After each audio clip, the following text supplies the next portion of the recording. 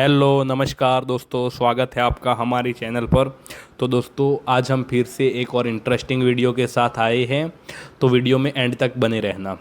दोस्तों, वीडियो का जो टॉपिक होने वाला है वो हमारी भारत की सीक्रेट एजेंसी काम कैसे करती है, जो RAW रो एजेंट बोलते हैं, उसके ऊपर आज हम एक वीडियो लेकर आए हैं। अगर आपको अच्छा लगे तो लाइक शेयर एंड सब्सक्राइब करना ना भूलें। चलते हैं दोस्तों टॉपिक की तरफ। जो इंटेलिजेंस एजेंसी RAW है वो बनी थी ईयर 1968 में थी, लेकिन उससे पहले कई ऐसे इम्पोर्टेंट डिसीजन थे जिनके लिए RAW के डेवलपमेंट से जुड़े हैं।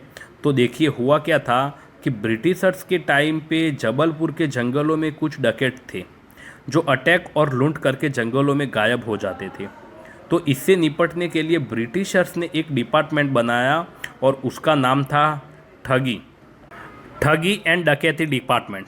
और यही वो डिपार्टमेंट था जो आगे चल के RAW की नींव रखता है। उस टाइम पे जो ये ठगी एंड डकैती वाला डिपार्टमेंट बनाया गया था, उस एरिया में इनपुट और इंटेलिजेंस इकट्ठा करके ऊपर पहुंचता था, और कुछ अपने ऑफिस के लोग भी ये लोग डकैतों के साथ मिला देते थे। और ऐसा करके बहुत ही कम टाइम में इस डिपार्टमेंट ने इस पूरे एरिया में डकैतों को ख़त्म कर दिया। एक्चुअल में इस डिपार्टमेंट की वर्किंग कैसे होती थी उसका लिंक, और ये वही टाइम था जब अंग्रेज़ों का इंटेलिजेंस की इम्पोर्टेंट समझ में आई। तो उस टाइम में ब्रिटिश गवर्नमेंट एक्टिविटी करने वाले को जो फ्रीडम फाइटर्स थे उनसे निपटने के लिए भी एक ऐसी एजेंसी जिसका नाम सेंट्रल स्पेशल ब्रांच CSB था, उसको बनाया गया। और ये जो ठगी डिपार्टमेंट की ऑफिसर्स और मैन पावर थी उसको इसी सेंट्रल से स्पेशल ब्रांच CSB में ट्रांसफ़र कर दिया गया। फिर आगे चल के इसमें क्राइम से रिलेटेड केसेस भी ऐड कर दिए गए। ईयर 1904 में इसका नाम central criminal intelligence department CCID हो गया था, और फिर इसके 2 साल बाद ही उसका नाम IB इंटेलिजेंस ब्यूरो कर दिया गया था। और इसी के साथ साथ जब इनको इंटेलिजेंस में बहुत ज़्यादा सक्सेस मिल रही थी तो इन्होंने अलग से एक मिलिट्री इंटेलिजेंस का भी डिपार्टमेंट बनाया था। अब इसके बाद देश आज़ाद होता है और अंग्रेज़ जब इंडिया से जाते हैं तो बाकी डिपार्टमेंट की तरह IB डिपार्टमेंट जो था उसका भी ट्रांसफ़र किया जाता है। लेकिन IB के केस में अंग्रेज़ों ने सारे इन्फॉर्मेर और एजेंट्स की जो डिटेल थी और जो सीक्रेट डॉक्यूमेंट थे उसको डिस्ट्रॉय कर दिया और कुछ को साथ में ले गए। और IB जो था उसको इंडिया को दे दिया और MI जो था वो पाकिस्तान को दे दिया। अब अंग्रेज़ों के जाने के बाद IB जो थी उसमें ट्रेन स्टाफ जो था उसकी शॉर्टेज हो जाती थी। लेकिन संजीवी पिल्लाई जो थी वो पहले हेड बने थे IB के, तो उन्होंने ब्रिटिश इंटेलिजेंस एजेंसी के मॉडल पे जैसे तैसे करके IB को चलाया। और अंग्रेज़ों के टाइम पे IB ने जो थी वो कंट्री की बाउंड्री के अंदर की चीज़ों पे काम करती थी। लेकिन ईयर 1951 में हिम्मत सी कमेटी रिकमेंडेशन पे IB को इंडिया की बाउंड्री के अंदर और बाहर दोनों जगह के टास्क करने का काम दिया गया। लेकिन इसके बाद आने वाले कुछ सालों में बैक टू बैक ऐसी चीज़ें होती है जिसकी वजह से IB जो पहले इंडिया की बाउंड्री के बाहर तक भी टास्क करती थी उसको इंडिया की बाउंड्री के अंदर ही रिसेट कर दिया गया और RAW को बनना पड़ा। एक्चुअली होता क्या है, ईयर 1954 में चाइना ने एक मैप रिलीज किया था जिसमें इंडिया का 1,20,000 स्क्वायर किमी एरिया जो था वो चाइना ने अपनी बाउंड्री के अंदर दिखाया था। पहले तो इस पे ये बोला कि ये एरिया है, लेकिन एक्चुअल में चाइना इस एरिया को अपने अंडर लेना चाहता था। तो इसके बाद आने वाले कुछ सालों तक चाइना वेट करता है, लेकिन इसके बाद 28 अक्टूबर 1962 को इंडिया में घुस के कब्जा करना स्टार्ट कर देता है और इंडिया ये वॉर हार जाता है। और IB जो था इस पूरी वॉर में चाइना की किसी भी मूवमेंट को नहीं पकड़ पाता है। इंडिया ने इस वॉर में अपनी एयरफोर्स का यूज़ नहीं किया था क्योंकि इंडिया को लगता था कि अगर वो एयरफोर्स का यूज़ करेंगे तो उधर से चाइना भी यूज करेगा तो उससे ज़्यादा नुकसान होगा। लेकिन एक्चुअल में चाइना जहाँ से वॉर लड़ रहा था वहाँ उसका कोई बड़ा एयरबेस या एयरक्राफ्ट का अरेंजमेंट नहीं था। इस इंफॉर्मेशन को भी आईबी पकड़ नहीं पाता है, जिसकी वजह से नुकसान होता है। इस वॉर के बाद आईबी को और स्ट्रांग किया जाता है, जिसमें टेक्नोलॉजी वगैरह ऐड की गई, एविएशन रिसर्च सेंटर वगैरह बनाए गए। सारा फोकस चाइना के बॉर्डर पर रखा गया। लेकिन इसके बाद ईयर आता है 1965, और ये ईयर आते आते दोबारा से आईबी फेल हो जाती है। इस साल पाकिस्तान इंडिया पर अटैक कर देता है। लवार की नोक पर या एटम बम के डर से कोई हमारे देश को झुकना चाहे, दबाना चाहे, ये देश हमारा डरने वाला नहीं। तो एक सरकार के नाते हमारा क्या जवाब हो सकता है? सवाल हम हथियारों का जवाब, हथियारों को और आईबी को इसके बारे में कुछ भी नहीं पता चलता है। अब बाकी देशों की एजेंसी जो थी, उनके कंपैरेटिव आईबी जो था वो उतना अच्छा रिजल्ट नहीं दे रहा था, क्योंकि अगर आईबी को इंदिरा गांधी पीएम बनती है और पीएम बनते ही ये सबसे पहला काम करती है, एक एक्सपीरियंस और फेमस ऑफिसर थे RNO काउ, इनको बुलाती है।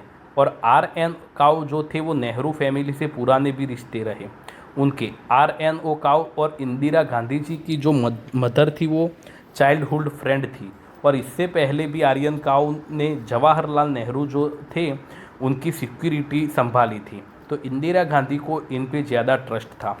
इंदिरा गांधी आर्यन काव से एक मीटिंग करती है और उसमें कहती है कि हमें आईबी से हटके एक इंटेलिजेंस एजेंसी बनानी होगी जो बहुत ही एडवांस हो और उसका पूरा फोकस इंडिया की बाउंड्री के बाहर हो, ताकि ये वॉर जो हो रही है इसमें हम एडवांटेज हो रहे। अब ये मीटिंग ख़त्म होने के बाद RN काव 2 महीने के टाइम लेते हैं और सारी स्टडी वगैरह करके एक नई एजेंसी बनाने का ब्लूप्रिंट सबमिट करते हैं। RN काव का ये जो ब्लूप्रिंट था, इसको इंदिरा गांधी एक्सेप्ट कर लेती है। ये एज इट इज इम्प्लीमेंट होता है। बस इसमें एक चीज़ इंदिरा गांधी इसमें ऐड करती है कि ये नई एजेंसी जो है, जो भी बनेगी, उसका जो हेड होगा वो डायरेक्टली पीएम को रिपोर्ट करेगा। और टाइम पे वहाँ पे कैबिनेट सेक्रेटरी DS जोशी भी बैठे थे, जिन्होंने इस एजेंसी का नाम सजेस्ट किया। Research and analysis wing RNW के इसके बाद 21 सितंबर 1968 को RNW बना दी जाती है। उस टाइम में इसका बजट 20 मिलियन USA डॉलर का था और इसका ऑफिस साउथ दिल्ली में रखा गया था। आज भी लोधी रोड न्यू दिल्ली में इनका हेड ऑफिस है। और आईबी जो थी वो RNW बनने के बाद इसको इंडिया की बाउंड्री के अंदर की चीज़ें संभालने का टास्क दिया गया। अब आईबी जो थी वो इंडिया के बाहर के जो ऑपरेशंस थे उनको नहीं कर सकती थी। RNW जब बनाई गई थी तो RNW काउ ने ये चीज़ मैंडेटरी कर दी थी कि कोई भी RNW का जो स्पाई होगा, जो इंडिया की बाउंड्री के बाहर के ऑपरेशंस में इन्वॉल्व होगा, तो उसका नाम आप किसी भी डॉक्यूमेंट में, किसी भी रिपोर्ट में या फिर किसी भी पेपर के टुकड़े तक पे नहीं लिख सकते। तो आपको नाम याद रखना होगा किसी भी डिपार्टमेंट के बाहर का। कोई ऑफिसर के नेम प्लेट नहीं होते थे और RNW में कोई डेजिग्नेशन नहीं होती थी। जो सीनियर ऑफिसर्स होते थे उनको सेक्रेटरी बोला जाता था और जो जूनियर ऑफिसर होते थे उनको अंडर सेक्रेटरी बोला जाता था। बस ये 2 डेजिग्नेशन होती थी। अब ये सब सेटअप करने के बाद RNW का जो नेक्स्ट टास्क था वो अपने स्पाइस को ट्रेन करके इंडिया के बॉर्डर के बाहर प्लांट करना, ताकि इन्फॉर्मेशन आ सके। और ये जो टास्क था ये फॉरेन सेक्रेटरी TN कॉल को दिया गया था। इन्होंने क्या किया, इंडिया के बाहर जो एम्बेसीज थी वहाँ पे फेक जॉब रिक्वायरमेंट क्रिएट की और फिर इन जॉब्स को भरने के बहाने RNW के जो स्पाइस थे उनकी आइडेंटिटी चेंज करके उनको अलग अलग देशों में भेजा गया। RNW के जितने भी एजेंट थे ये दूसरे देशों में जाके वायरलेस और वायर्ड कम्युनिकेशन के थ्रू इन्फॉर्मेशन को ट्रेस करके मर्स कोड के थ्रू इंडिया में इन्फॉर्मेशन पहुंचाते थे। ये कोड ऐसे दिखते थे। ये जितने भी स्पाइस थे उनको बाहर सेटअप करने के बाद RNW ने इंडिया के बॉर्डर पे मॉनिटरिंग स्टेशन लगाए और SIGINT सिग्नल इंटेलिजेंस के थ्रू बॉर्डर से ही कम्युनिकेशन ट्रेस करना स्टार्ट किया, जो भी उनकी रेंज में आता था। अब जब ये RNW की एक्टिविटी स्टार्ट हुई तो उसके कुछ महीनों में आईबी और मिनिस्ट्री ऑफ एक्सटर्नल अफेयर जो थी इनकी इम्पोर्टेट्स कम हुई और सारा फोकस जो था वो RNW पे ज़्यादा जा रहा था। इनकी इम्पोर्टेट्स बढ़ रही थी। इनफैक्ट आईबी के जो डायरेक्टर थे MP वर्मा और MMA झुआ जो थे वो RNW के बनने के टाइम पे ही क्वेश्चन कर दिया था कि ये सही नहीं है। और इस इंटरनल कॉन्फ्लिक्ट की वजह से RNW की वर्किंग में बहुत दिक्कत आने लगी।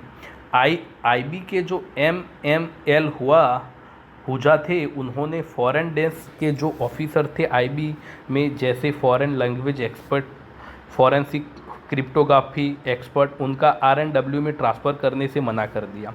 और IB की जो फॉरेन इंटेल की जो पुरानी फाइल थी वो भी RNW को नहीं दी गई। पुराने जो अच्छे एजेंट थे जो IB के लिए अच्छा काम कर रहे थे, उनकी डिटेल्स भी RNW के साथ शेयर नहीं की।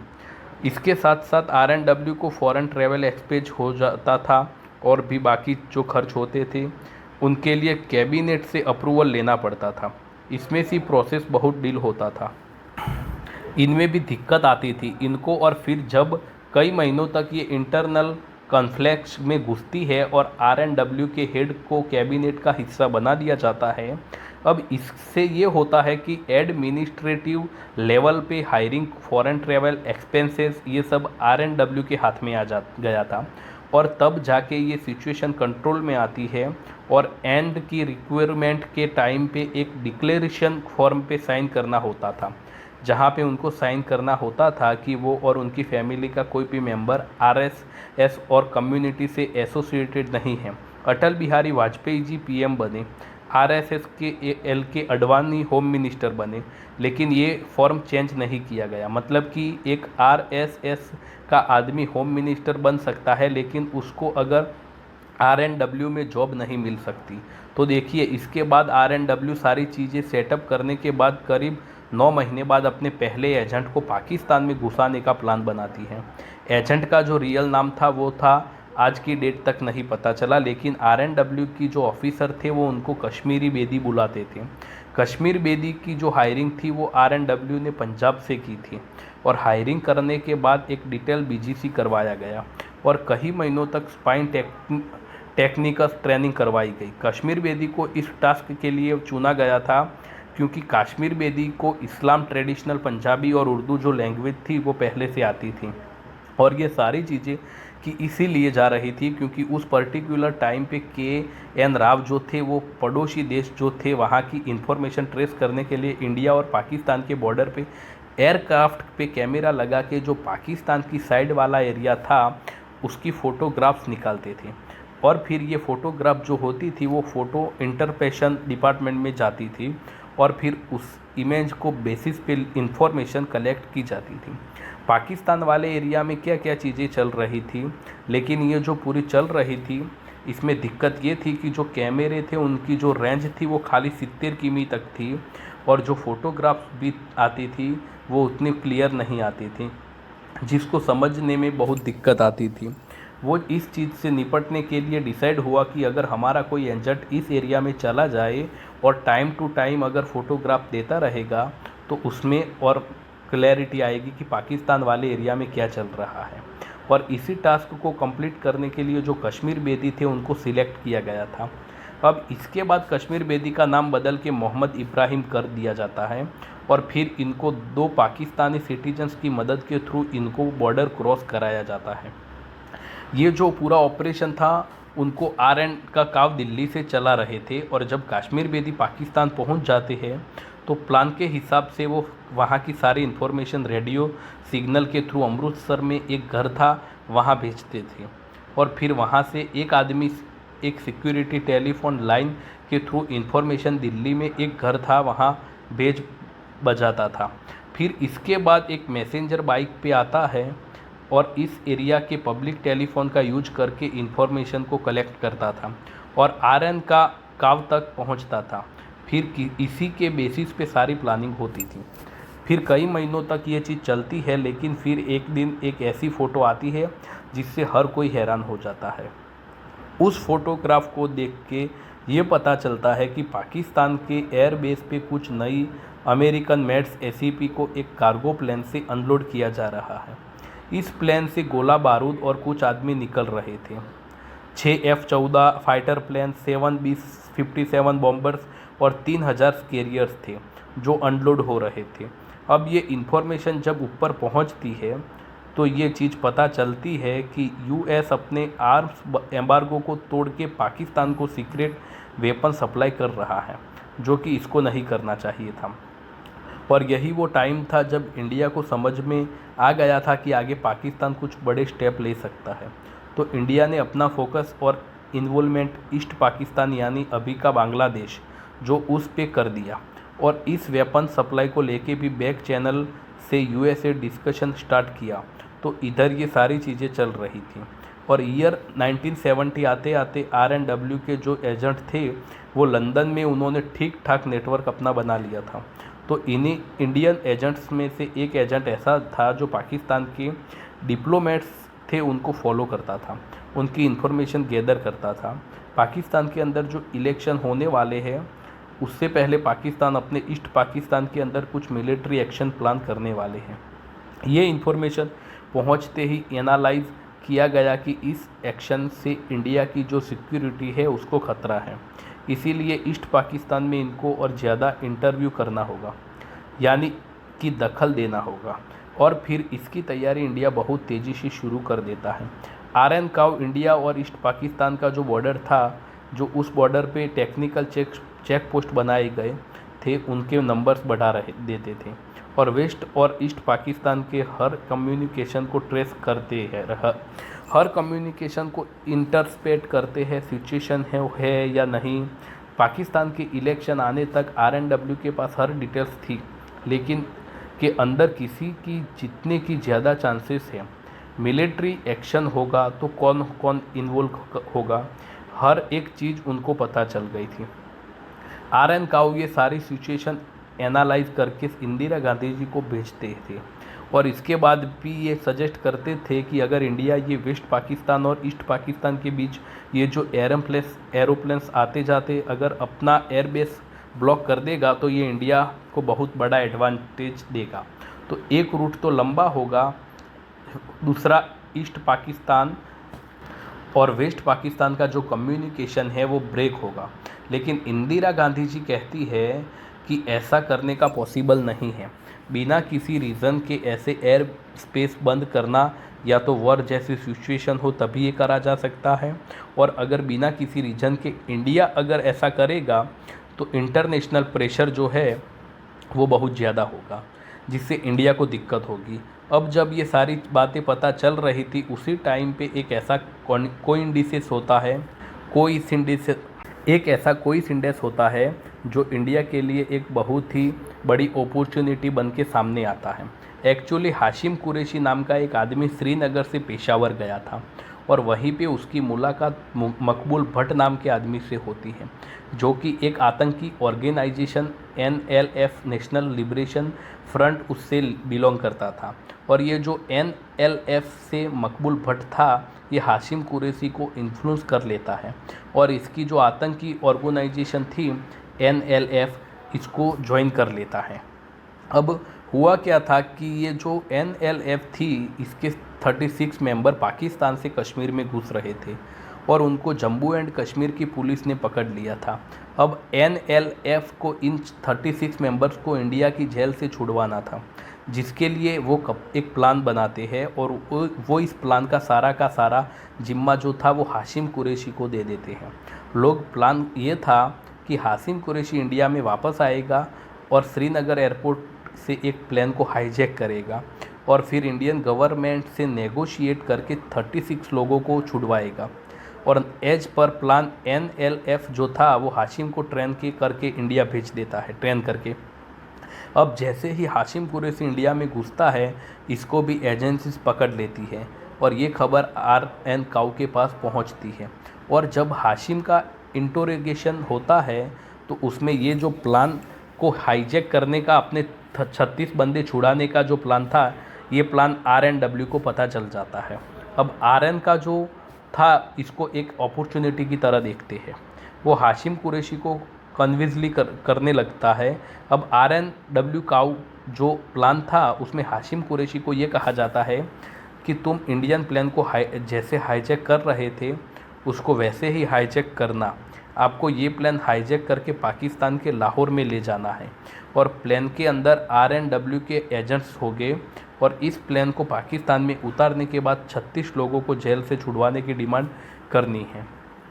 और उसके साथ साथ एक चीज़ और करनी, जुल्फ़िकार अली भुट्टो से मिलने की भी डिमांड रखती है।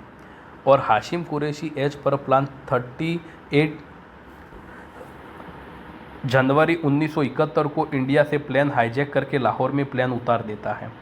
फिर इसके बाद हाशिम की डिमांड के हिसाब से 1 फेब 1971 को जुल्फ़िकार अली भुट्टो से इससे मिलने आते हैं। और जैसे ये मिलते हैं, सारी फ़ोटोज़ जो थी वो मीडिया में वायरल हो जाती हैं। ये वो फेमस फ़ोटो अब इसके बाद इधर इंडिया में ऑल इंडिया रेडियो के अंदर इस हाईजैकिंग के बारे में अनाउंसमेंट कर दी जाती है और इसको इंडिया पे एक ही अटैक की तरह देखा जाता है और इसको एक खतरा बना के केडी या पाकिस्तान के लिए जो एयर स्पेस था वो इसको बंद कर देता है। पाकिस्तान के ऊपर काफ़ी प्रेशर पड़ता है ऑल ओवर वर्ल्ड से, लेकिन उसके बाद भी जुल्फ़िकार अली भुट्टो इस हाईजैकिंग को क्रिटिसाइज नहीं करते हैं पब्लिकली। तो इस बात से इंडिया का जो क्लेम था उसको और हवा मिल जाती है। अब इसके थोड़ी देर बाद पाकिस्तान प्लेन जो था उससे सारे पैसेंजर थे उनको उतारा जाता है और जैसे ही सारे लोग उतरते हैं प्लेन में आग लगा दी जाती है। और ये प्लेन में आग लगने की बात की फ़ोटो है और जितने भी एयरप्लेन में पैसेंजर थे, जिसमें RNW के एजेंट भी थे, इनको पाकिस्तान को अमृतसर के रास्ते इंडिया पहुंचाना पड़ता है। और क्योंकि हाशिम कुरैशी मिला था RAW से, तो जो 36 आतंकवादी थे उनको भी नहीं छोड़ना पड़ता है और एयर स्पेस जो था पाकिस्तान के लिए वो भी बंद कर दिया जाता है। ये स्टेप RN काव का एक मास्टर स्ट्रोक की तरह माना जाता है, जिसकी वजह से आप लोगों को ये फ़ोटो देखने को मिली है। अब इसके बाद पाकिस्तान के 2 टुकड़े हो चुके थे। इंदिरा गांधी जी का नाम बहुत होता है इस चीज़ को लेके, इसके साथ साथ RNW को और स्ट्रॉन्ग किया जाता है।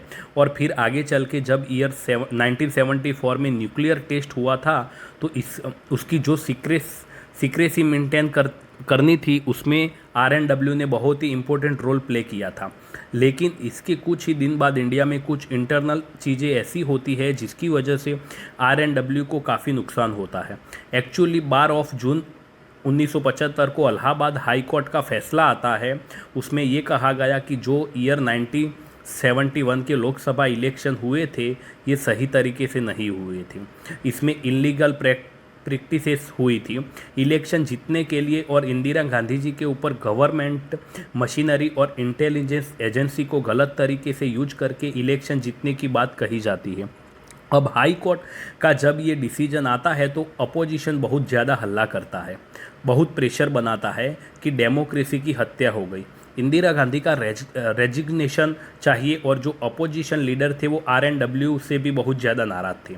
उनका कहना था कि इंदिरा गांधी RNW का यूज़ करती है सारे अपोजिशन लीडर के खिलाफ। और इन सारी चीज़ों को लेकर काफ़ी रैली वगैरह भी निकलते हैं और अपोजिशन के लीडर। और फिर जब ये सारी चीज़ें बहुत ज़्यादा बढ़ जाती है और हाथ से निकलने लगती है तो इंदिरा गांधी जी इमरजेंसी लगा देती है। इंदिरा गांधी की सरकार ने भारत में आपातकाल की घोषणा की थी। भाइयों और बहनों, राष्ट्रपति जी ने आपातकाल की घोषणा की है, इससे आतंकित होने का कोई कारण नहीं है। आप सभी गहरे और व्यापक शरण से अवगत हो जो उस समय से रचा जा रहा है जब से मैंने भारत ये जो इमरजेंसी थी ईयर 1977 तक लगी रहती है। और फिर इमरजेंसी ख़त्म होने के बाद मार्च 1977 में मोरारजी देसाई PM बनते हैं। PM बनते ही ये एक कमेटी बना के सबके पहले RNW के ऊपर इंक्वायरी बिठाते हैं। ये जो कमेटी बनाई गई थी इसको महाराष्ट्र के अंडर के IPS ऑफिसर SPC हेड कर रहे थे। इसमें RNW को क्लीन चिट तो मिल जाती है, लेकिन कुछ चीज़ें ऐसी सामने आती है जिसमें लीडर्स खुश नहीं थे। इनफैक्ट RNW के ऊपर गुस्सा हो जाते हैं वो लोग। इसमें ये चीज़ें निकल के आई कि RNW के एक स्पेशल डेस्क बनाई थी फ्रंट ऑर्गेनाइजेशन नाम से। इसका काम था अपोजिशन लीडर जो थे इंडिया के अंदर, वो आउटसाइड इंडिया का एक्टिवेट करते हैं, उस पर नज़र रखना। और इसमें ये पोस्टल एड्रेस, टेलीफोन मॉनिटरिंग, ये सारी चीज़ें करते थे अपोजिशन लीडर्स की। और इस बात को farmer RNW counter terrorism division के हेड B रमन ने भी अपनी बुक में बताया। इन्होंने कहा कि उनको लैला फर्नांडिस जो जो कि जॉर्ज फर्नांडिस की वाइफ थी, उनके ठिकाने के बारे में पता लगने को कहा गया था।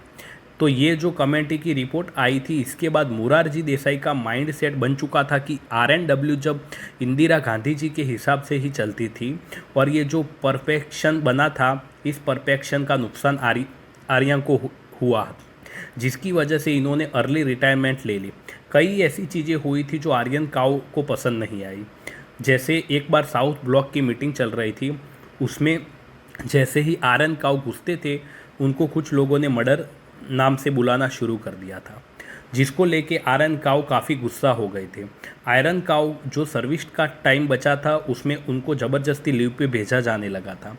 अब इधर आयरन काऊ के हेड के साथ ये सारी चीज़ें हो रही थी, और at the same time Pakistan nuclear test करने की तैयारी कर रहा था, जिसके ऊपर आयरन काऊ जो नेटवर्क था वो ऑलरेडी काम कर रहा था। लेकिन इंडिया के अंदर आयरन काऊ को जो ह्यूमन चल रहा था, उसके चक्कर में आयरन काऊ ने अर्ली रिटायरमेंट ले लिया।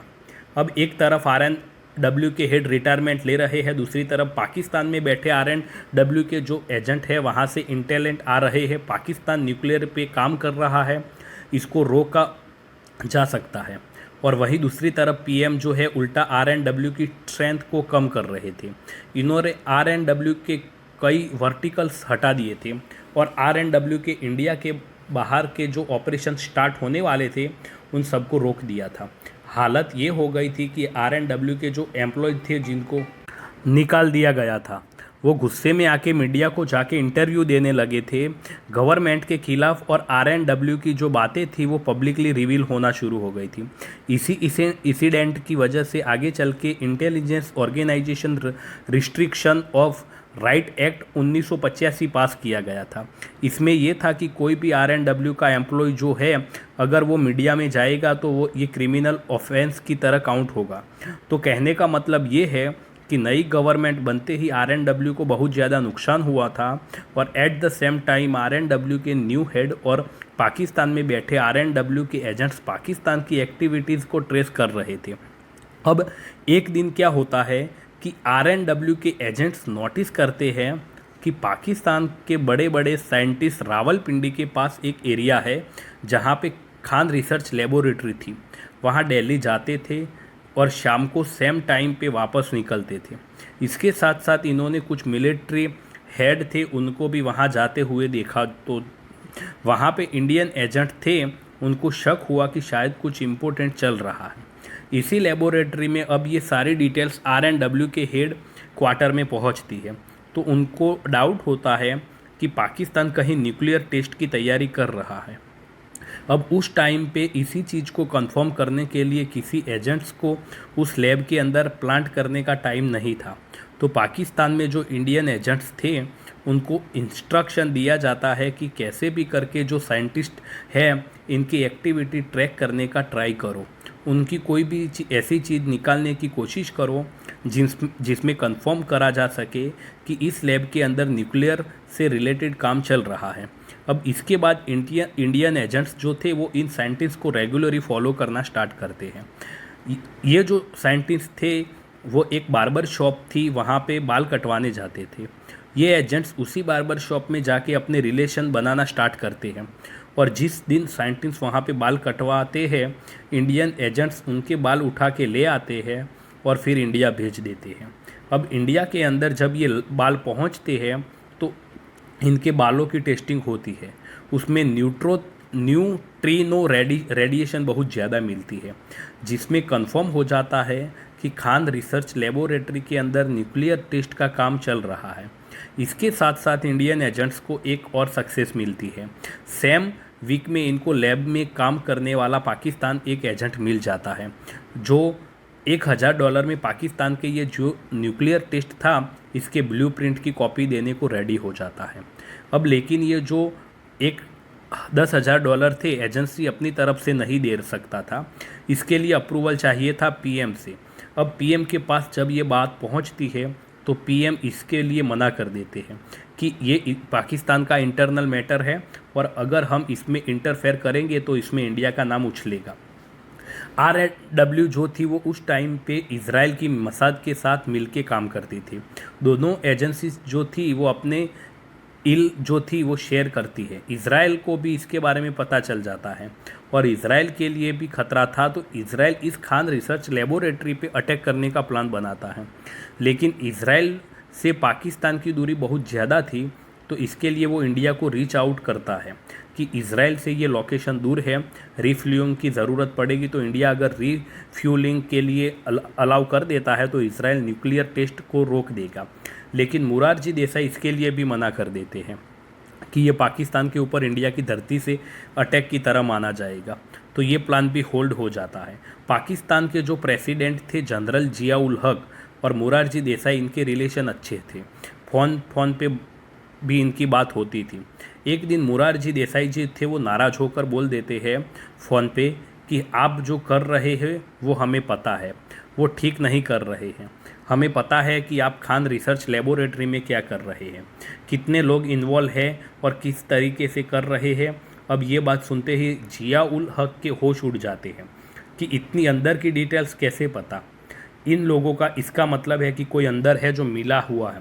और इसी इंसिडेंट की बात पाकिस्तान के अंदर तुरंत जितने इंडिया के एजेंट थे उनको ढूंढने का काम स्टार्ट हो जाता है।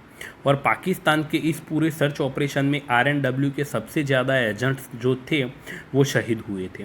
RNW ये न्यूक्लियर प्रोग्राम को रोक तो नहीं पाता है पॉलिटिकली रिस्ट्रक्शन की वजह से, लेकिन इन सब चीज़ों की वजह से पाकिस्तान का जो न्यूक्लियर प्रोग्राम था वो डिले हो गया था, क्योंकि पाकिस्तान ने इस पूरे डेवलपमेंट के सिस्टम को ही चेंज कर दिया था। और फिर आगे चल के इंडिया और पाकिस्तान में पीसफुल रिलेशन मेंटेन करने के लिए मुरारजी देसाई को निशाना पाकिस्तान, जो कि वहाँ का हाईएस्ट सिविलियन अवार्ड है, वो दिया जाता है। अब इसके बाद 14 जनवरी 1980 को RNW के लिए चीज़ें फिर से सही होनी स्टार्ट हो जाती हैं। इस दिन इंदिरा गांधी जी दोबारा से PM बनती हैं और इसके बाद RNW को दोबारा से स्ट्रॉन्ग करने का काम स्टार्ट किया जाता है। जो टोटल स्ट्रेंथ भी RNW की उसको बढ़ा दिया जाता है। लेटेस्ट टेक्नोलॉजी इंट्रोड्यूस कराई जाती है जो दुनिया की एजेंसीज यूज़ करती थी। साइबर टेक्नोलॉजीज, डिजिटल गैजेट्स, इन सब की ट्रेनिंग करवाई गई। एजेंट्स को बाहर के देशों में भेज के ओवरऑल बजट जो था RNW का उसको भी बढ़ा दिया गया था। अब इंदिरा गांधी के PM बनने के एक साल बाद ईयर 1981 में RN काउ को वापस बुला के सिक्योरिटी एडवाइज़र का रोल दिया जाता है। ये वो टाइम था जब RN और एजेंट्स दोबारा से एक्टिव हो चुके थे। इसी पर्टिकुलर टाइम पे RNW की मदद से इंडिया को एक बहुत बड़ा फ़ायदा होता है। एक्चुअली हुआ क्या था कि इंडिया पाकिस्तान का जब बंटवारा हुआ था, 70 किमी का पहाड़ी एरिया सियाचिन ग्लेशियर, इस पे कन्फ्लिक्शन कंडीशन थी, लेकिन स्ट्रेटेजिकली बहुत ही इम्पोर्टेंट एरिया था, तो इंडिया और पाकिस्तान दोनों इसको क्लेम करते थे। इस एरिया की कंडीशन काफ़ी एक्सट्रीम थी, -50 डिग्री से ज़्यादा टेम्परेचर, ऑक्सीजन की कमी को तो बहुत अलग तरीके से अरेंजमेंट करने होते थे। यहाँ पे सरवाइव करने के लिए तो विवाद तो इस एरिया की काफ़ी टाइम से चल रहा था, लेकिन ईयर 1984 में RNW की वजह से एरिया की जो सिचुएशन थी वो हमेशा के लिए बदल जाती है। तो होता क्या है कि RNW के जो एजेंट्स थे उनका नेटवर्क लंदन में तो ऑलरेडी था, लेकिन जो और स्ट्रांग हो चुका था, ये लोग पाकिस्तान के जो डिप्लोमेट्स वगैरह होते थे उन पर नज़र रखते थे। और इसी एरिया में एक मेर्स की शॉप थी जो एक्सट्रीम वेदर के लिए कपड़े बना के देती थी। अब एक दिन क्या होता है कि एजेंट्स के पास ऑर्डर किया जाता है, 50 सेल्सियस तक सर्वाइव कर सका। अब इंडियन एजेंट जो थे उनको ये चीज़ थोड़ी ऑड लगती है कि ये विक्रम सूद लेफ्टिनेंट जनरल प्रेम एन हुन के साथ मीटिंग करके सारे डिटेल शेयर करते हैं और इसके बाद CN के ऊपर इंडियन आर्मी के डेवलप करने की प्रिपरेशन स्टार्ट कर दी जाती है। लेकिन इन की जो कंडीशन थी वो नॉर्मल नहीं थी, तो प्रिपरेशन के लिए ज़्यादा टाइम लग रहा था। तो एजेंट्स के थ्रू इस गारमेंट कंपनी को कांटेक्ट किया जाता है और जो डिलीवरी डेट थी उसको एक्सटेंड कराया जाता है ताकि प्रिपरेशन के लिए टाइम मिल सके। और फिर सारी तैयारियों के साथ 13 अप्रैल 1984 को मॉर्निंग इंडियन आर्मी 300 जवानों को एयरलिफ्ट करके CN ग्लेशियर पे पहुंचा देती है। और तब से लेके आज की डेट तक सीएन इंडिया के पास है। पाकिस्तान की आर्मी जब तक वहाँ पे पहुँची तब तक बहुत देर हो चुकी थी। अब इस ऑपरेशन को ऑपरेशन मेघदूत का नाम दिया गया था उस टाइम पे, और इसके लिए RNW को आज की डेट तक एप्रिशिया जाता है। इसके बाद भी RNW का जो फोकस था वो कश्मीर के इलाकों में बहुत ज़्यादा हो गया था। RNW का जो वो था ARC एविएशन रिसर्च सेंटर के थ्रू पाकिस्तान की activity time to time trace करता रहता है। लेकिन इस पूरे प्रोसेस में हमारी एजेंसी से कुछ गलतियां हो जाती हैं, जिसकी वजह से कारगिल में कुछ बहुत बड़ा डिस्टेस होता है। एक्चुअली सितंबर 1998 में RNW के एजेंट्स जो ब्रेसल में थे उनको वहाँ पे एक इनपुट मिलता है कि ब्रेसल में एक बड़ी कंपनी से पाकिस्तान ने 50,000 बूट खरीदे हैं। लेकिन इस इनपुट को जब आगे भेजा गया तो इसको इतना इम्पोर्टेंट नहीं समझा गया। ये बूट्स एक्चुअल में कारगिल की लड़ाई के लिए खरीदे गए थे। फिर इसके बाद सेम मंथ सितंबर 1998 में पाकिस्तान ने कारगिल के अपोजिट एरिया में अचानक से आर्टिलरी और मोटर रेजिमेंट जो थी वो बढ़ा दी थी। इसकी डिटेल भी आगे भेजी गई, लेकिन DG मे ने कहा कि न्यूक्लियर ब्लास्ट की वजह से बॉर्डर पे ये सारी चीज़ों की जा रही है, जबकि जो इंटेल था उसमें स्पेसिफिकली कारगिल का नाम मेंशन था। और यही नहीं, इसके ठीक एक महीने बाद अक्टूबर 1998 को Pakistan army remote pillared vehicle के थ्रू कारगिल एरिया का सर्वे करना स्टार्ट कर देती है। और इस चीज़ को भी इग्नोर किया जाता है, और उसमें भी बड़ा इंटेलिजेंस फेलियर था कि सेम टाइम में पाकिस्तान के force commander northern area FCNA region में 2 नई बटालियन खड़ी कर दी थी, जबकि RNW ने अपनी अप्रैल 1998 में सेम 1999 की जो रिपोर्ट थी इसमें इस पूरे एरिया में कोई चेंजेस नहीं बताए थे। इंडियन आर्मी को डायरेक्ट कारगिल के मैदान में पता चला कि 2 और नई बटालियन उनके अगेंस्ट में खड़ी है, जो कि बहुत बड़ा डिसएडवांटेज था आर्मी के लिए। इनफैक्ट BSF नेवी एजेंसीज को रिपोर्ट सबमिट की थी 500 मिलिटेंट जो है वो कश्मीर में भेजे जा रहे हैं और अंडरग्राउंड बंकर बन रहे हैं। तो ऐसे करके टोटल 45 इनपुट मिले थे, जिनमें से सिर्फ 11 इनपुट ही ऊपर तक पहुंचे थे। बाकी सारे इनपुट एजेंसीज में कोऑर्डिनेशन की कमी की वजह से कोई मीनिंगफुल इन्फॉर्मेशन नहीं बना पाए। ऊपर से इस क्रूशियल टाइम में ARC एविएशन रिसर्च सेंटर, जिनको इस पूरे एरिया की मॉनिटरिंग करनी थी, उसने अपना प्लान कैबिनेट मिनिस्टर जो कि अपनी गर्लफ्रेंड के साथ आए थे उनको घूमने के लिए दे दिया। ये जितने भी इनपुट मिले उनको सही टाइम पे पकड़ा नहीं जा सका, जिसकी वजह से कारगिल वॉर में इंडिया का बहुत नुकसान होता है और इंडिया के बहुत सारे सोल्जर्स शहीद होते हैं। हालांकि इस पूरी लड़ाई के दौरान RNW ने बहुत मदद की टेक्नोलॉजी को इम्प्लीमेंट करके। इनफैक्ट RNW ने पाकिस्तान आर्मी चीफ परवेश मुशर्रफ की पूरी फोन कन्वर्सेशन ही रिकॉर्ड कर ली थी।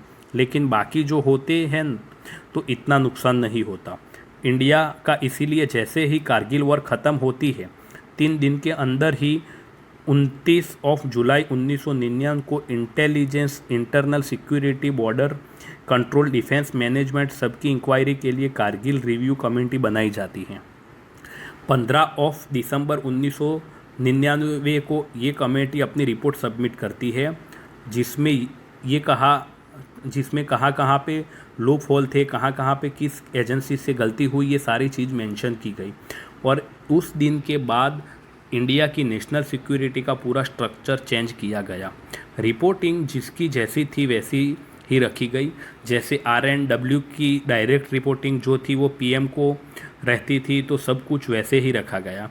लेकिन एक कोऑर्डिनेशन सही से हो और फ्लो ऑफ इंफॉर्मेशन सही रहे, इसके लिए नेशनल सिक्योरिटी काउंसिल NSC बनाई गई, ताकि सारी एजेंसीज डिपार्टमेंट कोऑर्डिनेट रहे और तुरंत एक्शन लिया जा सके।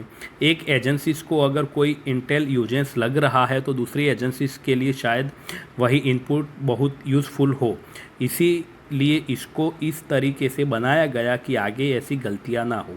ये है इसका स्ट्रक्चर। सबसे ऊपर पीएम रहते हैं, इसके नीचे नेशनल सिक्योरिटी काउंसिल एनएससी, ये एनएससी के मेंबर होते हैं।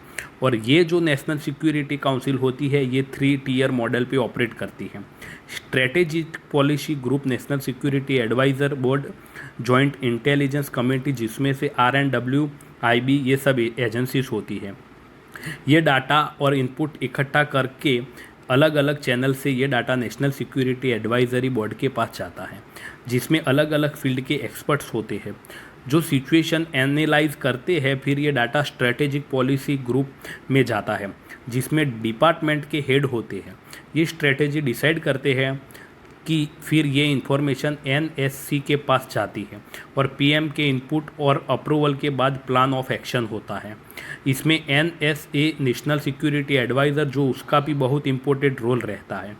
जैसे इस पर्टिकुलर टाइम पे अजीत डोभाल जी NSC, NP, SPG, NAS, AB तीनों को पार्ट होते हैं, जो कि इंडियन सिक्योरिटी के बारे में डायरेक्ट PM को एडवाइस करते हैं। और आज की डेट तक ये मॉडल फॉलो होता है। अगर आपको अच्छा ये वीडियो लगा तो प्लीज़ लाइक करें, शेयर करें, सब्सक्राइब करें। और आपको पता होगा एजेंट रविंद्र कौशिक, मुंबई में अटैक में जो RNW का रोल था, RNW में जो CIA एजेंट आ गया था, पार्लियामेंट अटैक में जो RNW का रोल था, वो भी जानना चाहते होंगे बराबर। अगर आपको बहुत अच्छा वीडियो लगा है तो लाइक शेयर करना ना भूलें। मिलते हैं नेक्स्ट वीडियो में। Thank you.